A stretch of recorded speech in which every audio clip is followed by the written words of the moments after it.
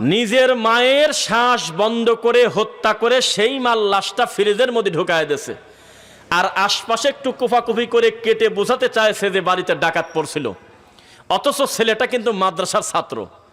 তো এখন আমাকে আপনারা প্রশ্ন করতে পারেন যে এলেম অর্জন করলে যদি মানুষ সহি কাজ হয়, এলেম অর্জন করাটাই যদি জরুরি হয়, তাহলে ছেলে তো মাদ্রাসার ছাত্র, মাকে মারল কেন?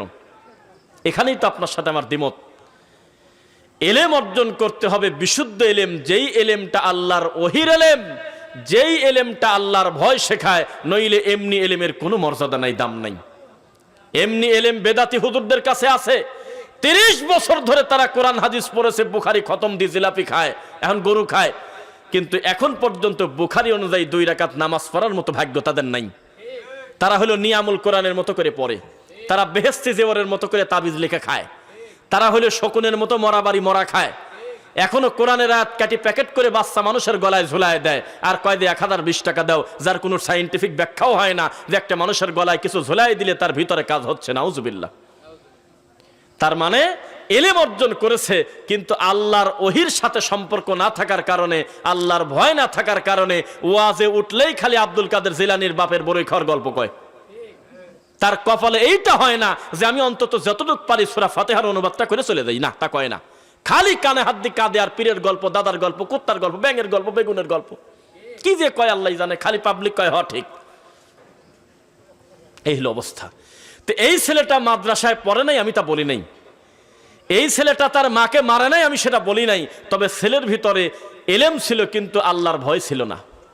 বোঝা কি যাচ্ছে? আমরা কিন্তু আল্লাহকে দেখতে পারি না, পারি কি? ইমাম আবু হানিফা দেখছে 100 বার, নাকি বলেন? দেখে নাই? একটা মানুষ মানুষকে এভাবে পূজা করে, এইরকম একটা সম্মানী লোকের নামে এতবার মিথ্যা কথা বলা যায়? যেখানে নবী সাল্লাল্লাহু আলাইহি ওয়াসাল্লাম বলেছেন, আল্লাহ নিজের ব্যাপারে নিজে বলেছেন, লা তুদরিকুল আবসার ওয়া হুয়া ইউদরিকুল আবসার। আমি আল্লাহকে দেখা যায় না, আমি লোকচক্ষুর আড়ালে। জান্নাতে গিয়ে আমরা আল্লাহকে দেখব, হিসাবটা ভিন্ন, কিন্তু দুনিয়ার চামড়ার চোখ দিয়ে আল্লাহকে দেখা যায়?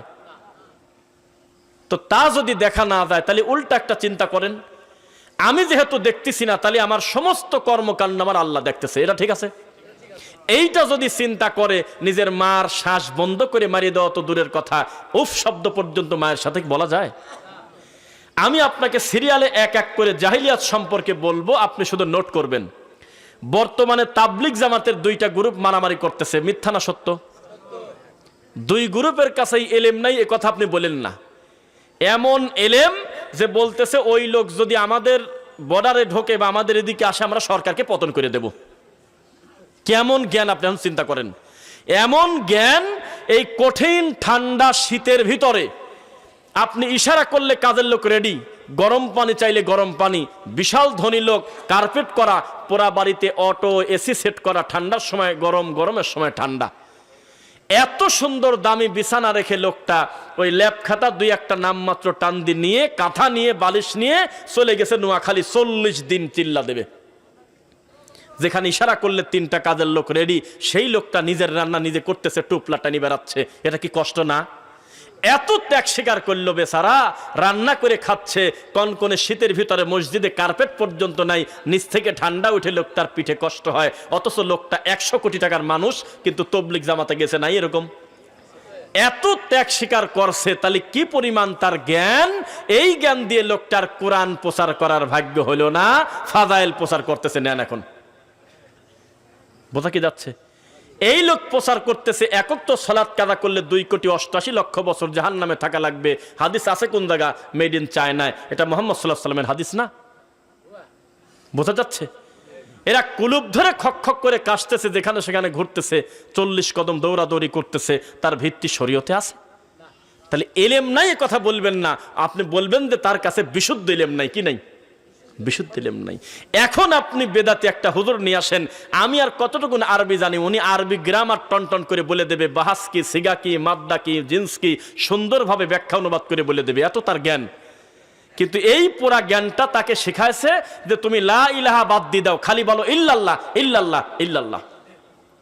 তাহলে জ্ঞান আছে, কিন্তু কি নাই? বিশুদ্ধ জ্ঞান নাই। জ্ঞান নাই এ কথা বলেন না আপনি? কি পরিমাণ জ্ঞানী, কি পরিমাণ বিদ্যা অর্জন করেছে, কি পরিমাণ সাহস, বলতেছে বিচারের মাঠে আমার বাপ দাদা জাহাজ নিয়ে রওনা দেবে। কি পরিমাণ তার জ্ঞান আর জোশ, উনি হু হু করে টান দেয় আর তার মুরিদরা হলে লাফ দি গাছে ওঠে, মাসে ওঠে। কিন্তু এলেম আছে তার ভিতরে, বিশুদ্ধ এলেম নাই। এটা কি আপনি বুঝতে পারতেছেন? বিশুদ্ধ এলেম যদি থাকতো, আল্লাহর কসম সাদ গ্রুপ আর জুবায়ের গ্রুপ মারামারি করতো না। অথচ তাদের দাওয়াত এক, তাদের বই এক, তাদের 40-এর সিল্লা এক, 3 দিনে বের হওয়া এক, সবকিছু এক। আবার আসছে ইলিয়াস রহমাতুল্লাহ থেকে, তারপরে কিতাবাদি সমস্ত কিছু এক। এক গ্রুপ আর এক গ্রুপকে ইহুদির দালাল পর্যন্ত বলতেছে। আল্লাহর ঘর বাইতুল মুকাররমে 2 গ্রুপে কয়দিন আগে মারামারি হয়েছে। আপনি মিথ্যা বললে প্রতিবাদ করেন তো ভাই, দেখছেন নাকি? তবলিগের 2 গ্রুপের মারামারি দেখেন নাই মসজিদ বাইতুল মুকাররমে? সাক্ষী দিয়েন, নইলে আমি তো আবার বিপদে পড়ে যাব। এক গ্রুপ আর এক গ্রুপে মারামারি করতেছে। আমি জালাল ভাইয়ের রুমে বসে কেবল দেখলাম একটু আগে, এক গ্রুপ আর এক গ্রুপের ব্যাপারে বিবৃতি দিচ্ছে যমুনা টিভিতে। বলতেছে আমাদের এত 24 ঘন্টার ভিতরে যদি মানে ওই গ্রুপকে বাতিল না করা হয়, আমাদের গ্রুপটাই প্রতিষ্ঠিত না করা হয় বাংলাদেশের গ্রুপে, তাহলে আমরা সরকারকে অচল করে দেব। অথচ তাদের ফাদাইল আমলও এক, তাদের বইপত্রও এক, একই জায়গা থেকে তাদের দাওয়াতি কাজ আসছে।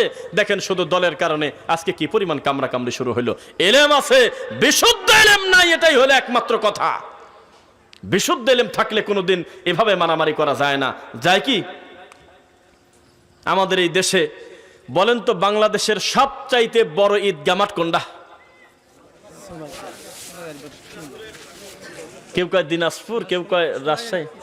শোলাকিয়া, কিশোরগঞ্জের শোলাকিয়া ঈদগাহ বাংলাদেশের সবচাইতে বড় ঈদগাহ। মিথ্যা না সত্য? এলেম যদি থাকতো, বিশুদ্ধ এলেম যদি থাকতো, ওই ঈদগাহর মাঠে ফরিদউদ্দিন মাসুদ কোনোদিন নামাজ পড়াতে পারতো না। যেই লোকটা প্রকাশ্যে আলেম ওলামার ফাঁসি চাইছে গণজাগরণ মঞ্চে যায়, এমন একটা লোককে দিয়ে বাংলাদেশের শ্রেষ্ঠ ঈদগাতে নামাজ পড়ানো হয়, এটা কি এলেম আছে না বিশুদ্ধ এলেম আছে? বলেন। এলেম আছে, বিশুদ্ধ এলেম নাই।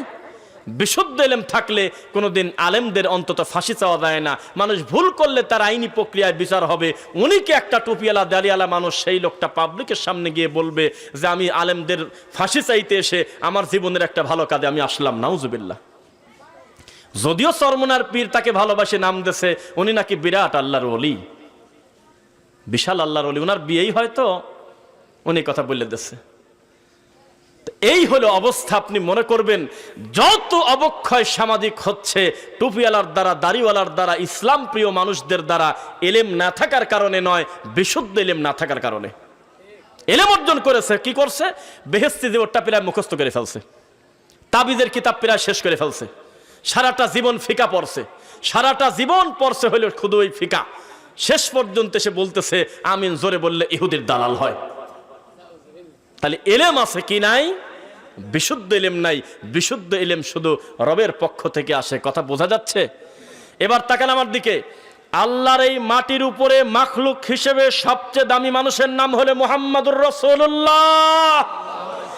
তাকে ডেকে আল্লাহ বলতেছে ফাআলাম আন্নাহু লা ইলাহা ইল্লাল্লাহ, হে নবী আপনি আগে এই এলেম অর্জন করেন, আল্লাহ ছাড়া কোনো সত্য ইলাহ নাই। কি নাই? কেউ যদি বলে যে আল্লাহ ছাড়া মাবুদ নাই, এ কথা পূর্ণ অর্থ পায় না। বলতে হয় যে আল্লাহ ছাড়া কোনো হক ইলাহ নাই। ইলাহ আছে বহু। যেই লোক প্রকাশ্যে মানুষের সামনে বলতেছে যে আমাদেরকে আহলে হাদিসদেরকে ব্যঙ্গ করার জন্য বলতেছে, কোরআন এবং হাদিসে বলে আকীদা শব্দই খুঁজে পাচ্ছে না সে। বোঝা যাচ্ছে? এটা খুঁজে পায়। ডোনাল্ড ট্রাম্পের কথা নাকি হাদিসে আছে, এটা খুঁজে পাইছে। রানী এলিজাবেথ নাকি আল্লাহর নবীর বংশধর, এটা খুঁজে পাইছে। 90 সালে সে কোথায় যেন ডেলিভারি হয়ে গেছে খেলতে। যত নোংরামি সব খুঁজে পাইছে, কিন্তু আকীদা শব্দ, যেটার উপর ভিত্তি করে বান্দার ভালো মন্দ বিচার হবে, যেটার বিশ্বাসের উপরে বান্দার ইবাদত কবুল হবে, যেটার জন্যই পৃথিবীতে এত এত প্রক্রিয়া, এত জিহাদ, এই আকীদা শব্দ এখনো পর্যন্ত আপনার হুজুর খুঁজেই পায়নি। সেই হুজুরকে আপনার এই গ্রামে আনার জন্য 1 লক্ষ টাকা নিয়ে তার কাছে যাওয়া হয়েছে। উনি বলছেন নগদ দিতে হবে। আল্লাহর কসমে এই মাঠে এখনো ওয়াজ শুনতেছে সে। আমি তার নাম বলবো না, এখানেই আছে আমার ভাই। বলছে ঠিক আছে 1 লাখ টাকাই আপনাকে দিয়ে দেব, ডেট কবে দিবেন? বলছে না, এখনো সিদ্ধান্ত নেব না, আগামী 6 মাস পরে বলবো কবে দেওয়া যায়। তো জাতির ক্যান্সার না? এটা ল্যাংটা জাতি না? এই জাতির তাকদিরে এই হুজুর জুটবে না তো জুটবে কি? নাউজুবিল্লাহ পড়েন। আহলুল হাদিসদের বন্ধু রব্বুল আলামিন, আহলুল হাদিসদের বন্ধু মুহাম্মদুর রাসূলুল্লাহ সাল্লাল্লাহু আলাইহি ওয়াসাল্লাম, আহলুল হাদিসদের বন্ধু পৃথিবীতে হয় না। সমস্ত কাফের মুশরিক মুসলমানদের বিরুদ্ধে এক। হিন্দু আর ইহুদি ধর্মের পার্থক্য আসমান আর জমিনের পার্থক্য যেমন তেমন। খ্রিস্টান আর বৌদ্ধ ধর্মের পার্থক্য আসমান আর জমিনের পার্থক্য যেমন তেমন। কিন্তু মুসলমানের বিরুদ্ধে যখন কথা ওঠে তখন সব মুসলিম রাতারাতি এক। সমস্ত কাফের মিল্লাতা ওয়াহিদা, সমস্ত কাফের নাম ভিন্ন হতে পারে কিন্তু মুসলমানের বিরুদ্ধে তারা সবাই শত্রু, ঠিক কিনা? ঠিক তেমনি সমস্ত বেদাতি আহলুল হাদিসদের শত্রু, সমস্ত বেদাতি সুন্নাহর শত্রু। কেবল এক পীর আর এক পীরকে কাফের বলতেছে, কিন্তু আহলে হাদিসদের মসজিদ ভাঙার সময় সব বেদাতি রাতারাতি এক হয়ে যায়। আমরা আশ্চর্য হয়ে যাই, এক পীর আর এক পীরকে বলতেছে ও হলো খ্রিস্টান, কিন্তু আহলে হাদিসদের একটা ছেলেকে যখন পিটানো লাগবে তখন সবাই চলে এসে লক্ষ্মীপুরের একটা ছেলেকে জোরে আমিন বলার কারণে বুকের হাড় ভেঙে দিয়েছে। দেখছেন আপনারা? সম্ভবত আহলুল হাদিস আন্দোলন বাংলাদেশ এটার পক্ষ থেকে তার চিকিৎসার দায়ভার ব্যবস্থা করছিল কিছুদিন আগে। দেখছেন আপনারা? অপরাধ কি? ছেলেটা জোরে আমিন বলল কেন? সবাই যখন আসতে বলে তুমি জোরে বলার কে? এটা তো ফিতনা হচ্ছে। বলেন নাউজুবিল্লাহ। এলেম রয়েছে, বিশুদ্ধ এলেম নাই। আমি পুরো বক্তব্য শুধু এইভাবে সিরিয়াল করতে যাব, আপনি শুধু আমার দিকে তাকাবেন। আউযু বিল্লাহি মিনাশ শাইতানির রাজিম। হাল ইয়াস্তাবিল্লাযীনা ইয়ালামুনা ওয়াল্লাযীনা লা ইয়ালামুন। আল্লাহ বলেছেন জানা আর অজানা কোনোদিন এক দাড়ি পাল্লায় ওজন করা যায় না। কুল হাল ইয়াস্তাবিল আ'মা ওয়াল বাসীর। চক্ষুষ্মান লোক আর অন্ধ মানুষ যেমন, জানা মানুষ আর অজানা মানুষ তেমন, দিন বোঝা মানুষ আর দিনহারা মানুষ তেমন। কুল হাল ইয়াস্তাবিল আহইয়া ওয়াল আমওয়াত। তাজা মানুষ আর মরা মানুষের পার্থক্য যেমন, এলেম আছে এরকম লোক আর এলেম নাই এরকম লোক এইরকম। কুল হাল ইয়াস্তাবিজ যুলুমাতু ওয়ান নূর। অন্ধকার আর আলোর পার্থক্য যেমন, অন্ধকার আর আলোর পার্থক্য যেমন, একটা দিনই এলেমওয়ালা আর দিনহারা মানুষের পার্থক্য তেমন। বোঝা যাচ্ছে আপনাদের? এলেমের পার্থক্য, এলেমের বিষয়টা এত কঠিন। কোরআন মাজিদের প্রথম আয়াত কি বলেন তো কেউ জোরে করে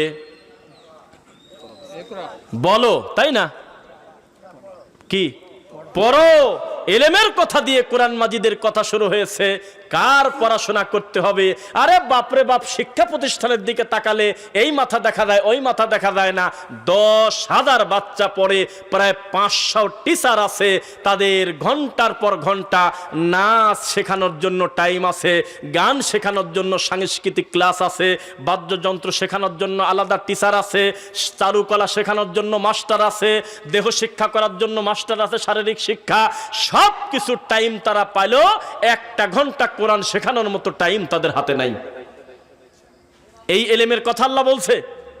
এটা একটা এলেম, তবে এটা বিশুদ্ধ এলেম নয়। বিশাল একটা প্রতিষ্ঠান, বিশাল একটা বিশ্ববিদ্যালয়, বড় করে লেখা আছে এসো এলেমের জন্য, বের হও সেবার জন্য। থাকে কিনা? কথা বোঝেন না? শিক্ষার জন্য এসো, সেবার জন্য বেরিয়ে যাও। আমি তো বলি শিখবেই কি আর সেবাই করবে কি? শিখলো সারা জীবন হলো সুদের অঙ্ক। কিয়ামত পর্যন্ত কোন মুসলমানের বাচ্চা এই সুদের অঙ্ক শিখে তার ইমানের ক্ষতি ছাড়া উপকার কি হবে বলেন? কি লাভ হবে বলেন আপনি? অহেতুক নোংরা কথা দিয়ে গোটা বইটা পূর্ণ করা, অথচ শেখানো উচিত ছিল সুদের বিরুদ্ধে, কিন্তু সুদ দিয়েই হলে আমার বাচ্চার ফাউন্ডেশন তৈরি হচ্ছে। এত বড় শিক্ষা প্রতিষ্ঠানে লেখা এলেম অর্জন করা ফরজ, শিক্ষা অর্জন করা ফরজ। আমি খালি হাসি, আল্লাহ রে, এ তো টয়লেটের টাঙ্কির ভিতরে পড়ে দেয় আতর খসতেছে। সারাটা জীবন নাস্তিক্যবাদী শিক্ষা, সারাটা জীবন কোরআন সুন্নাহর বাইরের পড়াশোনা, কিন্তু লিখে রাখছে শিক্ষা অর্জন করা ফরজ। এর থেকে মিথ্যাচার পৃথিবীতে হতে পারে না। শিক্ষা অর্জন করা ফরজের কথা কোথাও লেখা নাই। আছে হলে ওহির শিক্ষা অর্জন করা ফরজ, যেই শিক্ষার সাথে আল্লাহর ওহির সম্পর্ক। আপনি কাকে কি বলতেছেন? রাত দিন কষ্ট করে একটা ছেলে নাচ শিখতেছে, এটা কি শিক্ষা না? সারাটা দিন কষ্ট করে একটা গান শিখতেছে, একটা হারমোনিয়াম নিয়ে প্রায় 20,000 টাকা খরচ করে মাস্টারকে দিয়ে। এটা কি শিক্ষা না? তো এই শিক্ষা কি আপনি ওহির শিক্ষা বলবেন? ওই শিক্ষা ছাড়া মানুষের কল্যাণ হবে না, যেই শিক্ষা বান্দাকে ওহির শিক্ষা দেয় না, আল্লাহর ভয় দেয় না। বোঝা কি যাচ্ছে আপনাদের? গোটা দেশটা ডুবে আছে বিদাত এবং শিরকে, যার কারণে মানুষ আর বিশুদ্ধ ইলম পায় না। সারা জীবন ভেজাল ঘি খেতে খেতে পেটটা হজম হয়ে গেছে। অরিজিনাল ঘি পেটে দিলে তার পেট খারাপ। এখন দোষ কি ঘিয়ের না ওর পেটের? পেটের দোষ হলো কিভাবে? ঘিরই দোষ, কিন্তু এই ঘিটার দোষ না। পেটটা তো গ্লাস, এই গিলাসে মধু ঢুকানো যায়, এই গিলাসে বিশুদ্ধ পানিও দেওয়া যায়। দোষ হলো মধুর। তবে এখন যে মধুটা খাইলেন, এখন যে ঘিটা খাইলেন, এই ঘিটার দোষ না, আগের ঘিগুলোর দোষ ছিল। কিন্তু এটা বেশি খাওয়ার কারণে এখন আর দোষ ধরা যাচ্ছে না। এত বেশি বেদাত শিক্ষা দেওয়া হয় আমাদের সমাজে, এত বেশি শিরিকের চর্চা হয় যে এর বিরোধিতা যখন আমরা করি তখন আমাদেরকেই গালি শুনতে হয়। যারা এই নোংরামি করে তাদের কিছুই বলে না। দিকে তাকান, আবু হুরায়রা রাদিয়াল্লাহু আনহু মদিনার বাজারের পাশ দিয়ে যেতে চিৎকার দিয়ে বললেন, কে কোথায় আসো শোনো, তাড়াতাড়ি মসজিদে নববীতে চলে যাও, যায় দেখো মুহাম্মদ সাল্লাল্লাহু আলাইহি ওয়াসাল্লাম সম্পদ বন্টন করতেছে। কি বন্টন করে? সম্পদ বন্টন। এই কথা শুনেই সবাই দৌড়তেছে যে নবী কি জানি বন্টন করতেছে, আমরা যা নিয়ে আসি। কিন্তু আবু হুরায়রা এই কথা বলার পরে ওই জায়গায় বসে আছে, সহিহ বুখারীর হাদিস। পরে ওরা ব্যাকে চলে আসে, ওরা এসে বলতেছে, আবু হুরায়রা তুমি পাঠালে আমাদেরকে, নবী নাকি কিছু বন্টন করতেছে, আমরা কিছু নিয়ে আসবো, তো যাতে এমন ভাবসাব কিছু বুঝলাম না। কি দেখলে? কয় দেখলাম কেউ সালাতের কথা বলতেছে, কেউ সিয়াম পালনের বিষয়ে আলোচনা করতেছে, এক একজন এক এক বিষয় শিখতেছে, কথা বলতেছে, স্বাভাবিক অন্যান্য দিন যায় তাই। তখন আবু হুরায়রা রাদিয়াল্লাহু আনহু বললেন, তোমরা বুঝতে পারো নাই এর থেকে বড় সম্পদ কি হতে পারে? এই নবী মারা যাবে, তবে তার কোনো সম্পদের ওয়ারিশ করে যাবে না, তিনি ইলমের ওয়ারিশ করে যাবে। ইন্নাল উলামা ওয়ারাসাতুল আম্বিয়া, ইলমওয়ালারাই হবে নবীর ওয়ারিশ, কিন্তু কোনো দিন নবীর সম্পদের ওয়ারিশ হওয়া যায় না। সেই হিসেবে আপনাদেরকে বলি, বলেন তো মসজিদ কার ঘর আর মাদ্রাসা কার ঘর? হ্যাঁ, এই নবীর বললেন কে? মাদ্রাসা নবীর ঘর বলে আমাদের যে কথাটা সমাজে আছে, এই কথাটা মিথ্যা। দুনিয়াতে নবীর ঘর বলে কোনো কথা নাই। যেই পথে বুড়ি কাটা দিত বলে কথাটা পুরাটা তার প্রতি অপবাদ দেওয়া। মাদ্রাসা মসজিদ দুটাই আল্লাহরই ঘর। কিসের ঘর? দুটাই আল্লাহরই ঘর। এই জমিনে আমার নবী কোনো সম্পদের আর বাঁশখুঁটির ওয়ারিশ করে দেয় নাই, তিনি রেখে গেছে আল্লাহর ওহির ওয়ারিশ করে। এই ওয়ারিশের আমানত খেয়ানত করলে তাকে বিপদে পড়তে হবে। মুহাম্মদুর রাসূলুল্লাহ সাল্লাল্লাহু আলাইহি ওয়াসাল্লাম বলেছেন, শোনো ও পৃথিবীর মানুষ, আমি মুহাম্মদ সাল্লাল্লাহু আলাইহি ওয়াসাল্লাম দুনিয়াতে এসেছি কিভাবে জানো? কোরআন মাজিদের আয়াত আপনাকে একটু শোনায় দেই। আউযু বিল্লাহি মিনাশ শাইতানির রাজিম। ওয়াল্লাহু আখরাজাকুম মিন বুতুনি উম্মাহাতিকুম লা তা'লামুনা শাইআ। আল্লাহ ওইভাবে মায়ের পেট থেকে বের করে যখন তুমি কোনো জ্ঞানই রাখতে না। ইল্লা আব্দুল কাদের জিলানীর 18 পারা। কি বলেন? তাছাড়া তো আমি আর যুক্তি খুঁজে পাচ্ছি না। যেখানে কোরআন মাজিদে লেখা আল্লাহু আখরাজাকুম মানে বের করছে আল্লাহ, মিম বুতুনি উম্মাহাতিকুম মায়ের পেট থেকে তোমাদেরকে, লা তা'লামুনা শাইআ যখন তোমাদের কোনো জ্ঞান ছিল না, কিছু জানতে না। ওয়াজআলা লাকুমুস সামআ ওয়াল আবসারা ওয়াল আফইদা পরে তোমাদের কান শুনেছে, পরে তোমাদের অন্তর বুঝেছে, পরে তোমাদের চোখ দেখেছে, তবে আগে তোমরা কিছুই জানতে না।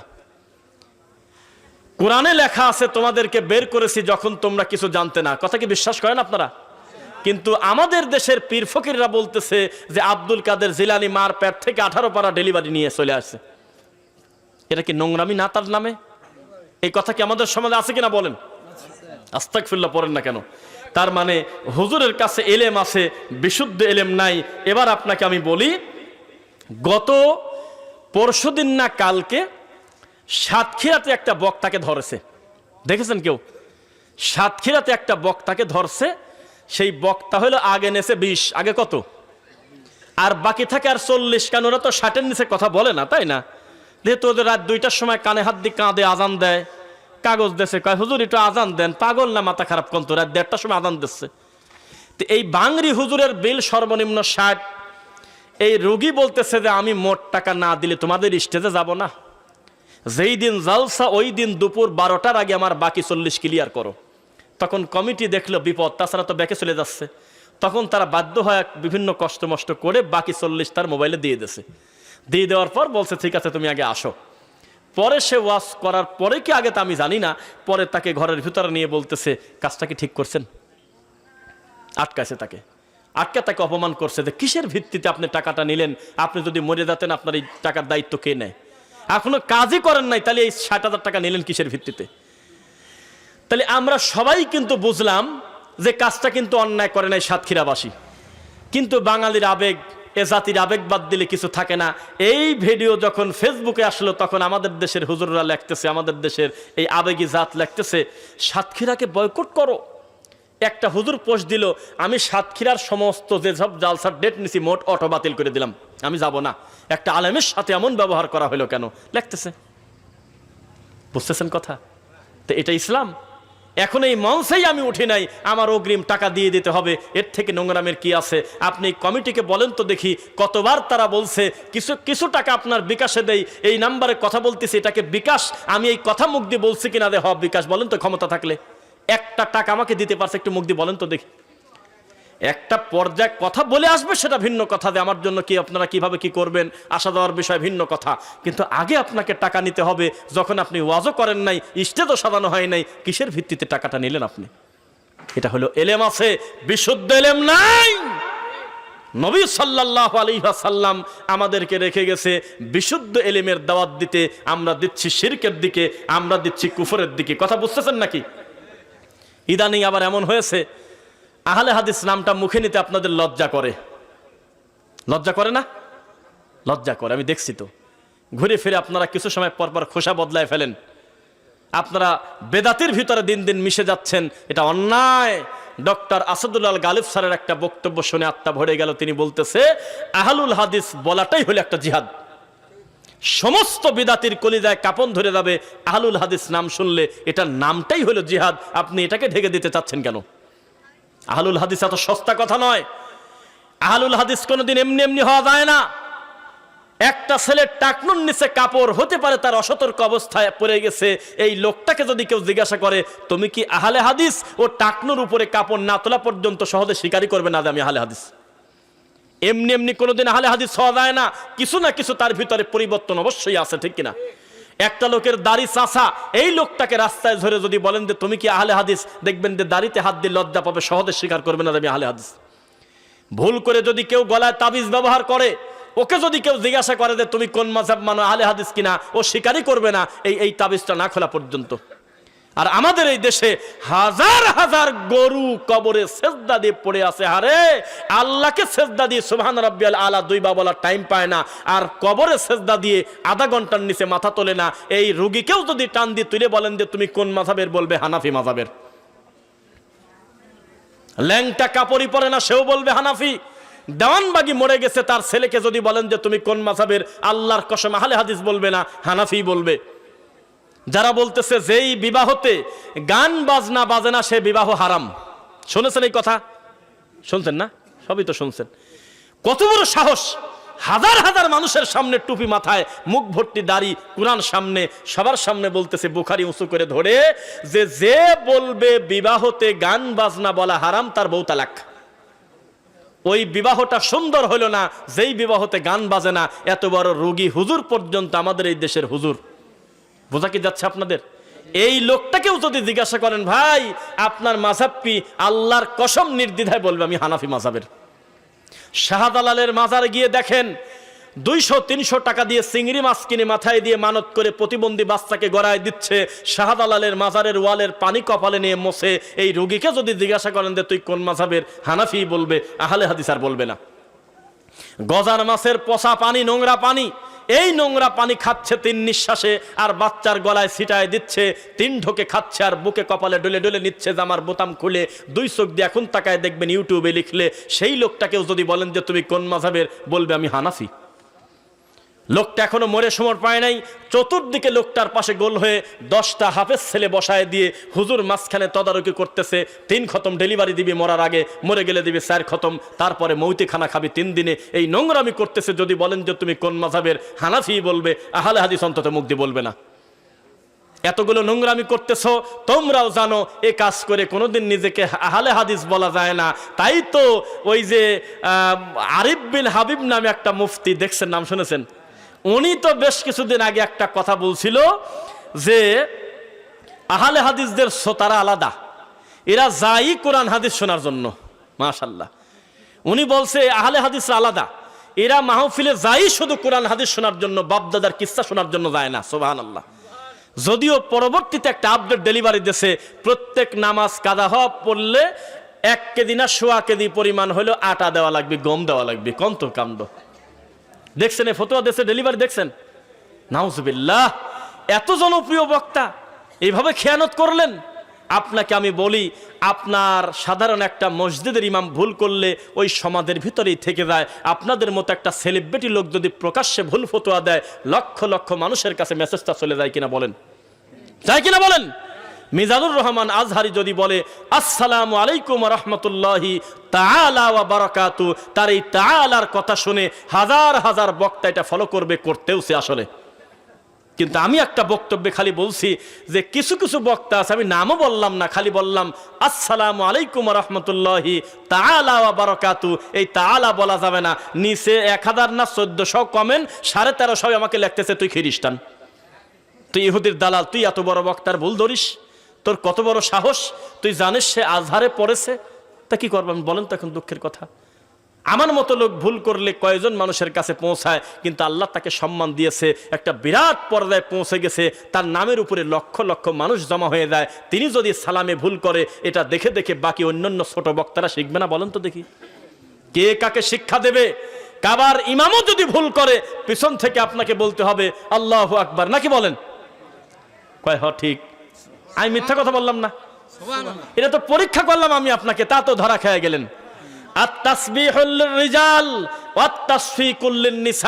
আমাদের দেশে ইমাম ভুল করলে মুসল্লি কয় যে আমিও ভুল করব। এক ভুলের সমাধান কি আরেক ভুল? বলতে হয়তো সুবহানাল্লাহ। আর মহিলা ভুল করলে ওয়াত্তাসফি করলেন নিসা, হাতে হাতে তালি মেলে শব্দ করে দেবে, তাহলে সামনে যিনি আছেন ওই মহিলা বুঝে ফেলবে আমার কোনো মিস্টেক আছে, কিন্তু মুখ দিয়ে কথা বলবে না। এত সুন্দর দৃশ্যমান হাদিসটা কবর হয় আমাদের এই দেশে। বেদাতি মসজিদের প্রায় 99% মসজিদে ইমামের যদি কোনো রকম কিছু ভুল যায়, রুকুতে যাওয়ার সময় হয়তো সামি আল্লাহ বলে ফেললো, অথবা একটা আয়াত ভুল করে ফেললো, অথবা 2 রাকাতে বসার কথা উঠে পড়তেছিল, তখন পিছন থেকে সবাই কয় যে আল্লাহু আকবার, বলে কিনা? দলিল আছে কোন জায়গা? তারপরে নামাজে একটা ওয়াজিব ছুটে গেল, ফরজ ছুটে গেল, একটা ভুল হয়ে গেছে, আল্লাহ একটা সুযোগ রাখছে, সেজদায় সাহু। সেজদায় সাহু সেজদা নামে একটা ব্যাপার আছে আমাদের সমাজে। এটা সিস্টেম পরিবর্তন করছে। কি করে? একদিক সালাম ফিরে আবার নতুন করে 2টা সেজদা দিয়ে উঠে আবার প্রথম থেকে আত্তাহিয়াত শুরু করছে। বলেন কি করবেন বলেন? প্রত্যেকটা জায়গায় এলেম অর্জন করেছে, বিশুদ্ধ এলেম অর্জন করে নাই। এটাই হলো রাসূলের তরিকা। আমি চাঁপাইনবাবগঞ্জ, শিবগঞ্জ, কোন মসজিদ এটা বলে আর ঝামেলা পড়বো না। চাঁপাইনবাবগঞ্জ, শিবগঞ্জ নাম শুনছেন? সেই জায়গায় আমি ফজরের সালাত জামাতে পড়তে গেছি, একই সাথে 3টা মাহফিল থাকার কারণে এক ভাইয়ের বাসায় বসেছি।